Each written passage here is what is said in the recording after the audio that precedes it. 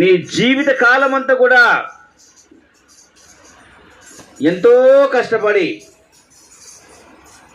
ఎన్నో తిప్పలు పడి నువ్వు సంపాదిస్తుండొచ్చు, నువ్వు పోగేసుకోవచ్చు, కానీ ఒకానొక దినాన ఈ లోకాన్ని విడిచిపెట్టేటప్పుడు అందులో నుంచి ఒక నూలు పువ్వు కూడా మనం పట్టుకుపోలేం. హల్లెలూయా.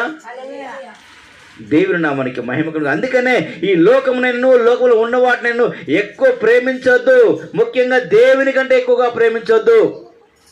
కొంతమంది తల్లులు ఉంటారు, కొంతమంది అయ్యలు ఉంటారు, కొంతమంది అన్నలు ఉంటారు, కొంతమంది సహోదరులు ఉంటారు. దేవుని మందిరాన్ని పక్కన పెట్టేసి, దేవుని సన్నిధిని పక్కన పెట్టేసి చాలామంది కూడా డబ్బు వెనకాల పరిగెడతా ఉంటారు. ఎప్పుడు చూసిన పని పని పని పరిగెడతా ఉంటారు. ఒకవేళ ప్రభు ఈ రాత్రి నీ టైం అయిపోయింది వచ్చేసేయమంటే నీ పరిస్థితి ఏంటి? నీకు ఇచ్చిన సమయం అయిపోయింది, నువ్వు వచ్చేసేయమంటే నీ పరిస్థితి ఏంది? ఒకసారి ఊహించుకోండి ఎంత భయంకరంగా ఉంటుందో. హల్లెలూయా. దేవుని నామానికి మహిమ కలుగు. అందుకనే మన జీవితంలో ఒక క్రమాన్ని అలవాటు చేసుకోవాలి. మన జీవితంలో ఒక క్రమాన్ని అలవాటు చేసుకోవాలి.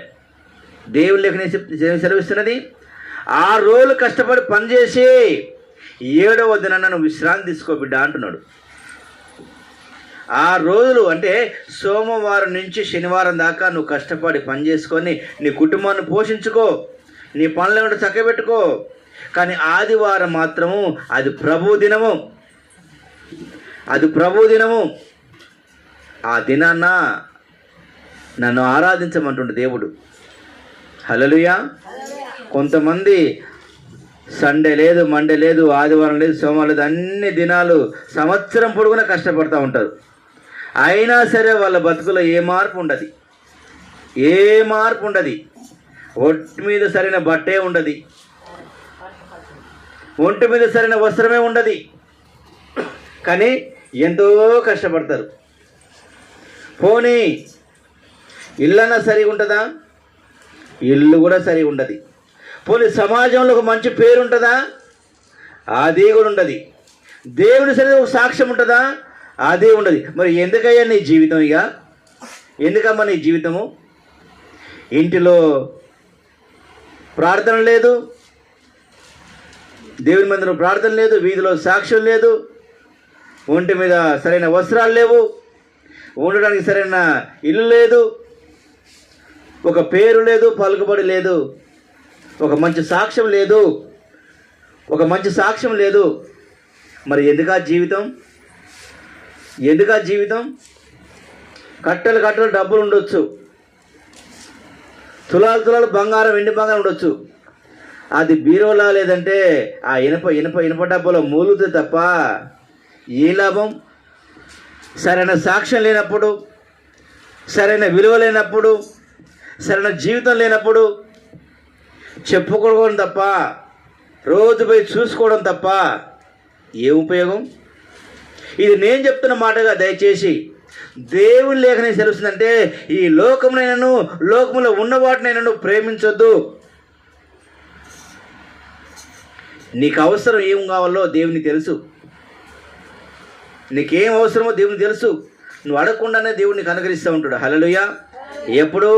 దేవుని మీద ఆధారపడినప్పుడు, నువ్వు దేవుని మీద ఆధారపడి ప్రార్థన చేసినప్పుడు నీకు ఏ అవసరం ఉందో దేవుడు ఖచ్చితంగా నేను తీర్చగలడు. ఎందుకంటే మన మధ్యలో ఉన్న పెద్దలు ఉన్నారు, వాళ్ళు ఎంత ప్రయాసపడ్డారో, ఎంత కష్టపడ్డారో అది వాళ్ళ మనస్సాక్షి తెలుసు. అంటే ఎందుకు ఈ మాట చెప్తానంటే, ఒక మనిషి ఎంత ప్రయాసపడేది, ఇంత కష్టపడేది దేనికోసం అంటే ఆ పెద్దలు చెప్పిన అనుభవంలో ఒక మాట నేర్చుకోవచ్చు. ఎందుకంటే కోటి విద్యలు కూటి కొరకంట. నిజమా కాదా? ఇంత కష్టపడే దేనికోసం? కూటి కొరకే, జాడు పొట్ట కొరకే. అంతకన్నా మనిషికి తృప్తినిచ్చేది ఏముంటుంది? ఒక మనిషి ఎప్పుడు తృప్తిపరచబడతాడంటే తనకిష్టమైన భోజన పదార్థాలు, అన్నపానాలు పుచ్చుకున్నప్పుడు మాత్రమే, అబ్బా చాలు, నా కడుపు నిండిపోయింది, ఇలా నాకు మంచిగా తృప్తిగా ఉన్నది, తృప్తిగా తిన్నా అని ఆ అన్నపానాలు పుచ్చుకుని మాత్రమే చెప్పగలడు. ఇక ఏ విషయాలు చెప్పలేడు. నేను ఎకరం పొలం కొన్నా, అమ్మ నాకు చాలా అనుకుంటాడా? అనుకోడు. ఎకరం కాదు, మళ్ళొచ్చే సంవత్సరాలు ఇంకో ఎకరం కొనాలనుకుంటాడు. అంతేనే కదా. ఒక ఇల్లు కట్టుకున్నాడు, లేదు అది ఈ ఇంట్లో నేను ఉంటాను, నా కొడుకు వేరే ఇల్లు కావాలనిపిస్తుంది. అనిపించదా? ఒక జత ఇడ్లున్నాయి, ఒక జతే ఉన్నది, ఇబ్బంది అవుతుంది, ఈడ ఎకరం ఉంది ఆడ ఎకరం దుందాలంటే ఇబ్బంది అవుతుంది, ఇంకో జత ఉంటే బాగుండు అనిపిస్తుంది. అనిపించదా? అనిపిస్తుంది. అయ్యో మనిషికి అరే చెవులో కమ్మలు ఉన్నాయి, ముక్కు కావాలనిపిస్తుంది, ముక్కుకుంటే చెవులకు కావాలనిపిస్తుంది, ముక్కులకు చెవులకు ఉంటే మెడకు కావాలనిపిస్తుంది, మెడకుంటే కాళ్ళకు కావాలనిపిస్తుంది, అన్నీ ఉన్న తర్వాత నడుము ఒకటి మిగిలింది అనిపిస్తుంది. హల్లెలూయా. అన్నీ ఉన్నాయి, చెవులకున్నాయి, ముక్కుకున్నాయి, కాళ్ళకున్నాయి, అన్నీ ఉన్నాయి. అబ్బా ఒక వడ్డాలం అయితే ఇంక బాగుండు, నాకు ఇక ఇదొక్కటే తక్కువ అయింది అన్నట్టుగా ఉంటుంది. హల్లెలూయా. దేవుడు నామానికి మహిమ కలుగాక. అంటే మనిషి అంటేనే ఆశాజీవి. మనిషి అంటేనే ఆశాజీవి. ఈ లోకంలో ఇన్ని జీవరాశులు ఉన్నాయి. వాటికి ఏమన్నా ఇండ్లున్నాయా? లేదంటే భూములున్నాయా? వెండి బంగారం సంపాదించుకున్నాయా? పోనీ 10 రోజులు సరిపడే ఆహారాన్ని జమ చేసుకుంటున్నాయా? లేవు. ఆకాశ పక్షులు చూడండి, ఆ విత్తవు, కోయవు, కోట్లలో కూర్చుకొనవు, ఆయనను దేవుడు వాటిని పోషిస్తున్నాడు. ఏ రోజు కావాల్సిన భర్తాన్ని ఆ రోజు వాటికి అనుకరిస్తూ ఉన్నాడు. మరి మనిషికి ఎందుకండి ఇంత ఆశ? మనిషి అంటేనే ఆశాజీవి. ఇప్పుడు ఒక్కొక్కరు ఇంటి దగ్గర, ఒక్కొక్కరు ఈ లోకంలో ప్రపంచంలో వారందరి దగ్గర ఒక్కొక్కరు నెల కాదు, 6 నెలలు కాదు, సంవత్సరం పాటు కూర్చొని తిన్నా కూడా కావాల్సినంత ఆహారం ఇంట్లో ఉంటుంది. అంటే ఒక్కరికి చెప్పట్లేను, ప్రపంచంలో అందరికీ చెప్తున్నా, కావాల్సిన ఆహారం ఉంటుంది. అయినా సరే మళ్ళా రేపటికి ఎట్లా అని ఆలోచిస్తూనే ఉంటారు. అదే జంతువులను చూడండి, పక్షులను చూడండి, అడవి మృగాలను చూడండి, అవి 10 రోజులు సరిపడే ఆహారాన్ని సమకూర్చుంటాయా? లేదు. అవి ఉదయం లేచి బయటికి వెళ్తాయి, లేదా రాత్రికాల సమయంలో, అడవి జంతువులు అయితే రాత్రికాల సమయంలో వేటకు బయలుదేరుతాయి. వాటికి కావాల్సిన ఆహారాన్ని దేవుడు వాటికి అనుగ్రహిస్తాడు, ఆహారాన్ని సంపాదించుకుంటాయి. అవి తిని తృప్తిపడి మళ్ళీ తమ గుహలోకి వెళ్ళి హాయిగా పగలంతా పడుకుంటాయి. మళ్ళీ రేపు చీకటి పడిన తర్వాత మళ్ళీ వేటకి వెళ్తాయి. దేవుడు వాటికి కావాల్సిన ఆహారాన్ని వాటికి అనుగ్రహిస్తూ ఉంటాడు.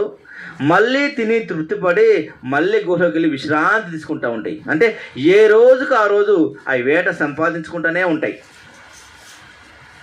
ప్రతి పిట్టలు, పురుగులు ఇవన్నీ కూడా ఏ రోజు కావాల్సిన మేత ఆ రోజే పోయి ఉదయం, పెద్ద పక్షులు అయితే ఉదయం పోతాయి, సాయంత్రం దాకా మేస్తే వస్తాయి, మళ్ళీ హాయిగా పడుకుంటాయి.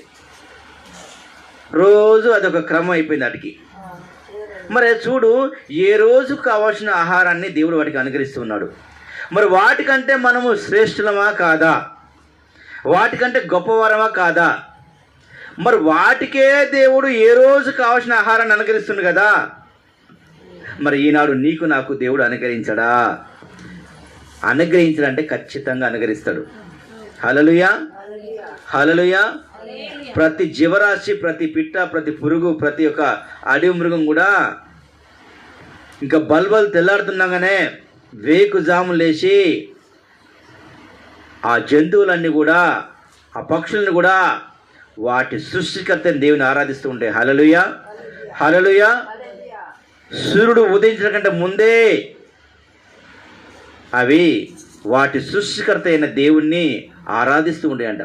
వాటి భాషల్లో పెద్దలకు చాలా అనుభవం. పొద్దుగల తెల్లార ముందుకి ఎన్ని రకాల పిట్టలు, పక్షులు సౌండ్ చేస్తూ ఉంటాయి.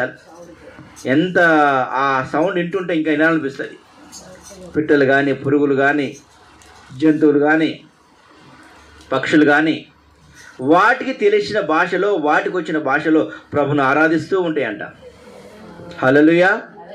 అంటే ఇంకా సూర్యుడు ఉదయించకంటే ముందే, దేవా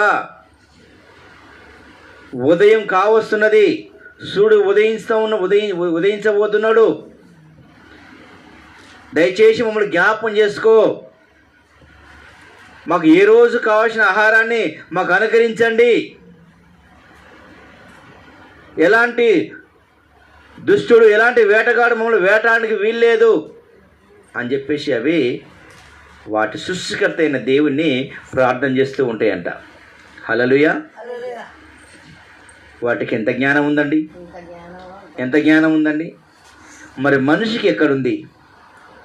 దేవుడు ఈ సమస్తాన్ని కూడా మానవుని కోసం సృష్టించిన తర్వాత, ఈ సమస్తాన్ని కూడా మనిషి కోసం చేసి నిర్మించిన తర్వాత వీటన్నిటిని అనుభవిస్తున్నాడే తప్ప, ఈ లోకంలో ఉన్నదంతా సంపాదించుకుంటూ తప్ప దేవునికి ఇవ్వాల్సిన సమయాన్ని ఇవ్వలేకపోతున్నాడు. హల్లెలూయా. ఈ లోకములో నీవైనా నేనైనా ఎల్లకాలం ఉండిపోవడానికి రాలేదు. ఒక్క మాట చెప్పాలంటే ఈ లోకంలో మనం యాత్రికులం.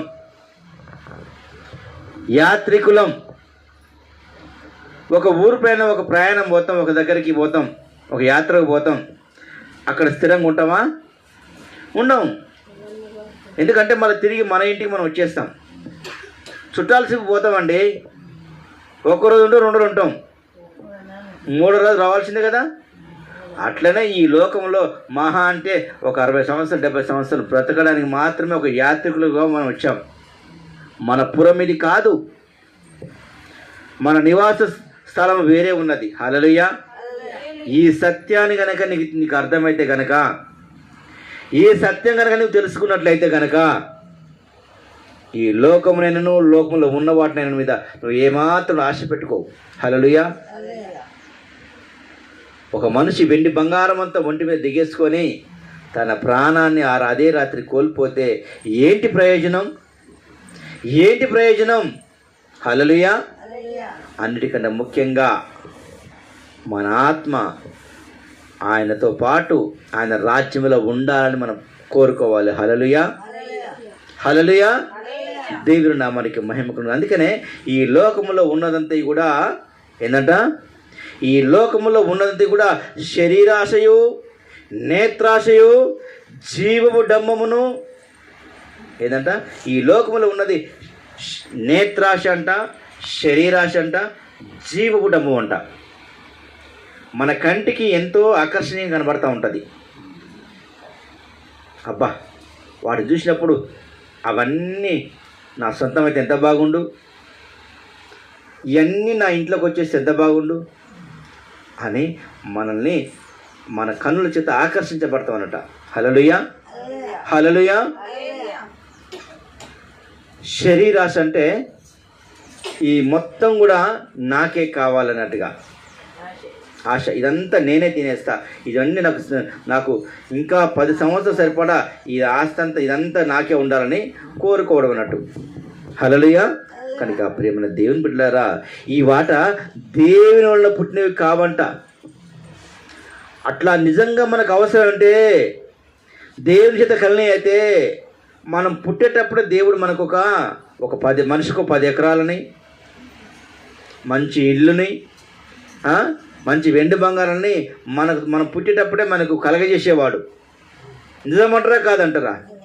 ఒకవేళ ఇవన్నీ కూడా శరీరాశ, నేత్రాశ, జీవడము దేవుని వల్ల పుట్టినవి అయితే మనం పుట్టేటప్పుడే దేవుడు మనతో పాటు ఇచ్చేవాడు.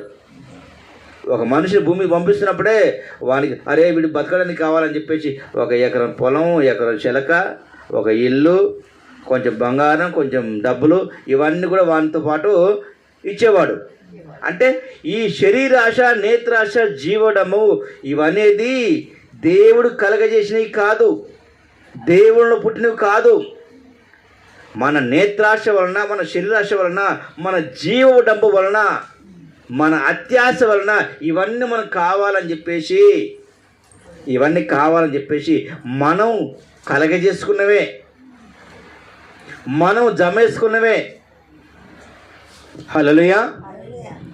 అందుకనే ఈ లోకమునైనను లోకములో ఉన్న వాటినైనను ప్రేమించొద్దు. నువ్వెంత దేవుని కాదని పక్కన పెట్టి, దేవుని పక్కన పెట్టేసి నువ్వెంత సంపాదించినా కూడా అవన్నీ కూడా వృధా. వాటి నుండి నువ్వు ఏది తీసుకుపోలేవు.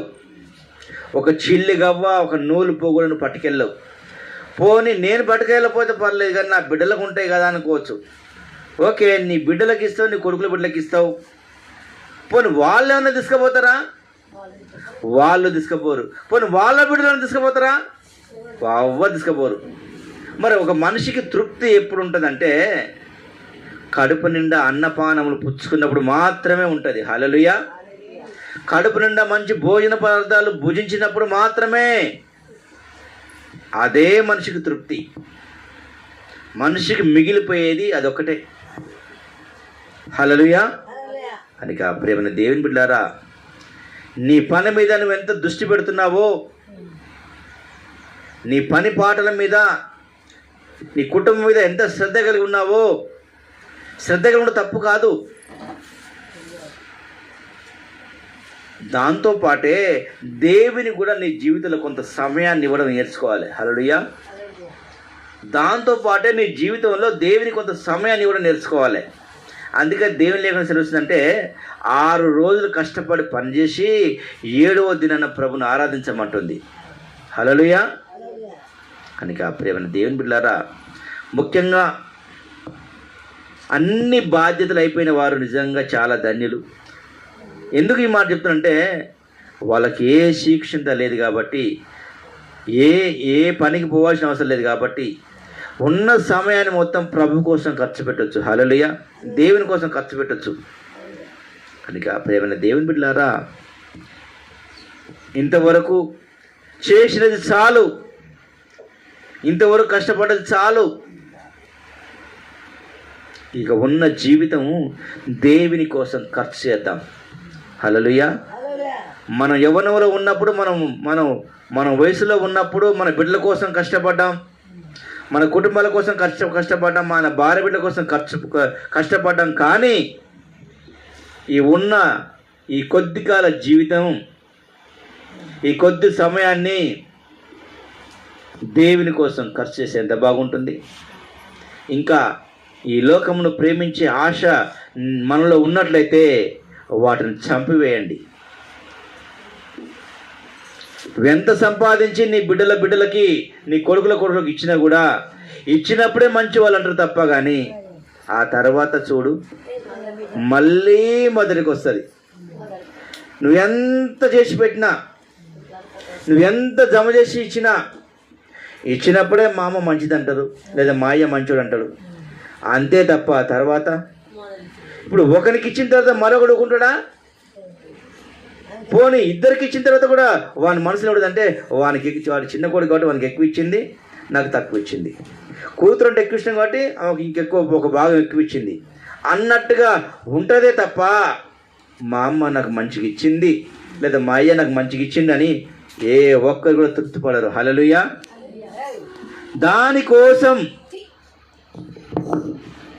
దానికోసం మనం ఎంతో కష్టపడుతున్నాం. అంటే మన బిడ్డల కోసం, మన బిడ్డలకు సంపాదించడం కోసం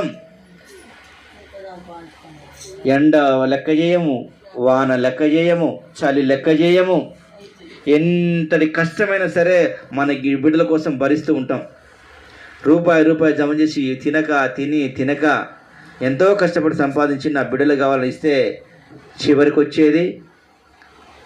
చివరికి మిగిలేది అపార్థాలు, అనర్థాలు, నిందలు, అవమానాలు తప్ప ఇంకేమీ లేదు. హల్లెలూయా. దేవుని నామానికి మహిమ కలుగును గాక. ఈ సమయంలో ఒక సత్యాన్ని మనం తెలుసుకోవాలి. ఉన్న జీవిత కాలం అంతా ఇన్ని సంవత్సరాలు మన కోసం, మన బిడ్డల కోసం, మన కుటుంబాల కోసం ఖర్చు చేశాం.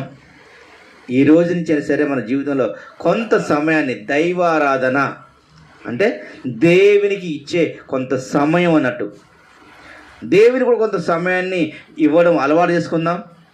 కొంత సమయం అంటే ఒక రోజుకు వచ్చేసి 24 గంటలు కాబట్టి, లేదా ఉదయం సాయంత్రం నుంచి రాత్రి పడుకునేదాకా 1 గంట సేపు దేవునికి ఇవ్వలేమా? ఇన్ని గంటల సమయం ఉంది కదా. పొద్దున 6 గంటల నుంచి మొదలు పెడితే సాయంత్రం రాత్రి పడుకునేదాకా 10 గంటల దాకా ఎన్ని గంటలు ఉన్నాయి? అందులో 1 గంట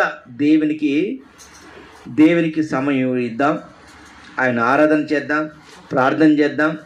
అప్పుడు దేవుని సన్నిధికి దగ్గరగా అవుతూ ఉంటాం. హల్లెలూయా. దేవుని నామానికి మహిమ కలుగును గాక. ఈ మధ్యాహ్న కాల సమయంలో ప్రతి ఒక్కరు కూడా ఈ సత్యాన్ని తెలుసుకోవాలని కోరుకుంటూ, అలాగే మన గతంలో మనం ఎలా ఉన్నప్పటికీ కూడా ప్రభువు వాటన్నిటిని కూడా నిన్ను అడగట్లేదు, కానీ ఈ రోజు నుంచి నీవు నీ జీవితంలో దేవునికి కొంత సమయాన్ని ఇవ్వాలని కోరుకుంటున్నాడు. కనుక ప్రియమైన దేవుని బిడ్డలారా, ఈ లోకంలో ఏది శాశ్వతంగా తెలిసినప్పటికీ కూడా అయినా సరే మనం నిర్లక్ష్యంగా దాట వేసుకుంటూ మనం వెళ్తున్నామంటే ఒకానొక దినాన్ని దేవుడు ఖచ్చితంగా లెక్కడుతాడు. హల్లెలూయా. ఇవన్నీ తెలిసి కూడా నువ్వు అలాగే మనం ప్రవర్తించి అలాగే జీవించడైతే మాత్రం వాటిని బట్టి దేవుడు ఖచ్చితంగా లెక్కడుతాడు. ఈ లోకంలో లేదంటే ఈ శరీరంలో మన ప్రాణం లేదా మన ఆత్మ ఉన్నంత వరకే ఈ శరీరానికి విలువ. ఎప్పుడైతే ఈ శరీరం నుంచి ఆత్మ వెళ్ళిపోతుందో ఈ దేహానికి విలువ లేదు. హల్లెలూయా. ఒకవేళ వెళ్ళవలసి వస్తే స్వర్గానికన్నా పోవాల్సి వస్తుంది, నరకానికన్నా పోవాల్సి వస్తుంది. ఈ రెండు చోట్ల కాకుండా ఒక మానవుడు ఎక్కడికి పోలేడు. వెళ్తే స్వర్గమన్నా, వెళ్తే నరకమన్నా. మానవుడు చనిపోయిన తర్వాత ఈ రెండు స్థలాలకే వెళ్తాడు. మరి ముందే మనకు స్వర్గం కావాలన్నా నరకం కావాలన్నా మనం ఆలోచింపజేసుకుంటే ఎంత బాగుంటుంది. స్వర్గం ఎలా ఉంటుందో మనం ఊహించుకుంటాం, నరకం ఎలా ఉంటుందో మనకు తెలుసు. స్వర్గం ఎలా ఉంటుందో తెలుసు కాబట్టి ఆ స్వర్గం నరకం రేపు పొద్దున చనిపోయిన తర్వాత అది ఉన్నదని ఒక సత్యాన్ని తెలుసుకొని మనం నడుచుకుంటే ఎంత బాగుంటుంది. హల్లెలూయా.